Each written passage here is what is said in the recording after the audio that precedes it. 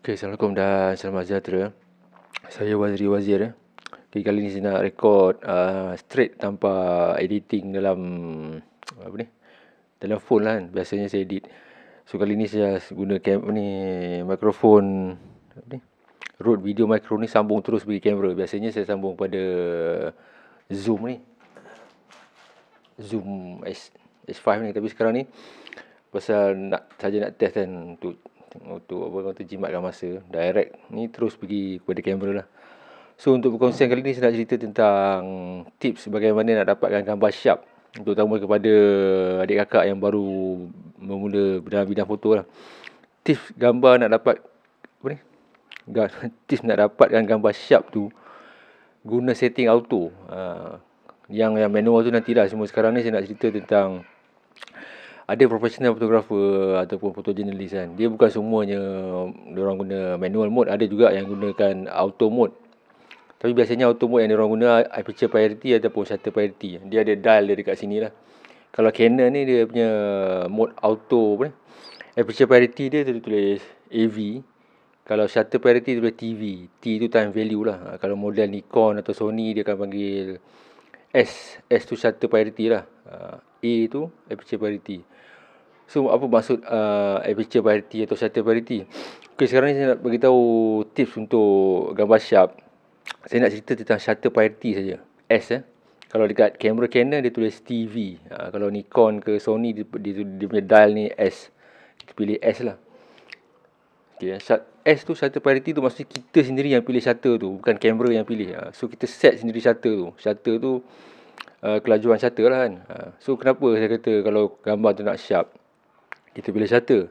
Pasal kalau shutter tu slow, macam bawah 100, 160 ke 115 kan, walaupun focusing kita tu sharp, focusing biasanya kamera baru ni kebanyakannya focusing laju kan, sharp. Kalau shutter dia slow, kemungkinan besar memang gambar tu akan jadi blur lah, shaky kan. Gambar tu blur, jadi tak cantik lah. So sebaik-baiknya kalau kita nak gunakan mode shutter priority S kita kena tengok manual kamera. Pasal model-model kamera ni dia punya button dia tu, menu dia tu, dia dekat belakang ni dia tak sama tau. Dia dekat sini. Cuma cari balik buku manual tu, tengok shutter priority tu dekat mana. Dia memang dekat sini lah, dial tu kan, S kan. Okey. Kalau macam saya beritahu tadi, kalau Canon TV, kalau Nikon ataupun Sony dia S. Okay, kita pilih S. Kita letak shutter tu pada 125 ataupun 160 ataupun 200. Senang cerita 100 ke atas lah. 125 ke atas. Ini untuk outdoor tau. Outdoor shooting. Pasal kalau indoor tanpa flash kan, dalam dewan macam dalam bilik hotel kan, mungkin tak sesuai sangat lah, dia gelap kan, kecuali kita pakai flash. So ini untuk outdoor kita pilih shutter priority, pilih S, shutter priority. Setkan dia punya shutter tu antara 125, 200 ke macam tu kan. Lagi satu, kalau boleh kita setkan juga dia punya ISO tu kepada auto ISO. Kebanyakan kamera memang ada function DSLR ataupun mirrorless, dia ada function auto ISO tu tau. Auto ISO tu maksudnya kamera ni akan pilih ISO ikut kesesuaian keadaan tu. Kalau gelap ke mendung dia akan naikkan ISO. Kalau tempat tu terang dia akan turunkan ISO.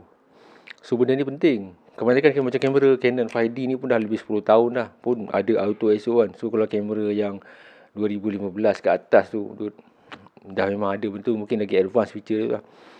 So first setkan shutter tu kepada shutter priority TV ataupun S untuk Nikon ataupun Sony.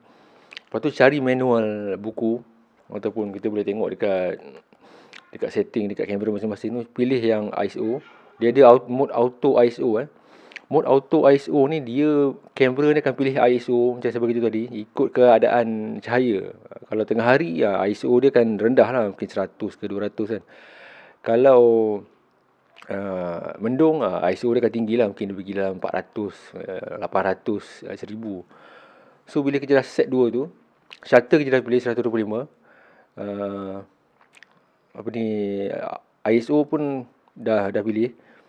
Bukan dah pilih ISO kita dah pilih auto kan, biar kamera ni yang decide. So lagi satu, kita boleh concentrate shooting saja dan kamera akan decide atau akan pilihkan aperture apa yang sesuai mengikut keadaan tu lah. So shutter priority, nama pun priority kan, maknanya keutamaan kita sekarang ni nak dapatkan subjek tu sharp. Terutama je kalau jenis family ke jenis yang baru beli kamera nak ambil gambar anak-anak kan. Biasanya budak-budak ni pergerakan dia laju kan. Dia bergerak jarang lah. Dia duduk stick statil lah. Duduk statik pula. Duduk statik kan. So kita set lah dalam 125 ataupun 1200 kan. Biasanya macam kalau saya kalau untuk gambar anak-anak saya pakai laju lah 1250 ataupun 500. Pasal kadang dia berlari sana sini tau. Memanglah kadang-kadang kita tengok, kita fokus kan yang mana tak biasa dengan kamera. Tapi nak beli SLR ataupun kamera besar kan. Ambil gambar fokus sharp, boleh tengok nampak kenapa blur kan. So dia tak tengok shutter tu. Dia dah main letak program kan. Kalau program ni semua kamera akan pilih setting tau. Aperture pun dia pilih, shutter pun dia pilih. So kita tak tahu kalau cuaca mendung, shutter jatuh bawah 100, memang kemungkinan besar gambar tu akan blur lah. Dia tak sharp pasal shutter tu slow lah. Pergerakan tu kita tak sempat nak rakam. So kita boleh try guna shutter priority. Letak kamera kepada shutter priority, pilih S atau TV. Shutter tu kita letak 125, 200 ke atas lah kan. Kalau yang tinggi sangat tu memerlukan cahaya yang terang lah. Untuk ni untuk gambar, untuk keadaan cuaca yang baik lah, cuaca terang kan. Okay, 125 ataupun kita pilih 200, 250. ISO pula kita set kepada auto ISO dekat kamera masing-masing, SLR ke mirrorless ke compact kamera yang advance pun dia ada auto ISO tu. So kita set auto ISO tu. Dan auto ISO ni dia ada function juga. Kita boleh set minimum ISO berapa, maksimum ISO berapa. Walaupun mungkin kamera tu boleh pergi 1400 kan, tapi kita tak ada lah kita nak set sampai tinggi kan. Mungkin kita boleh letak minimum ISO 200 katakanlah. Okay, 200.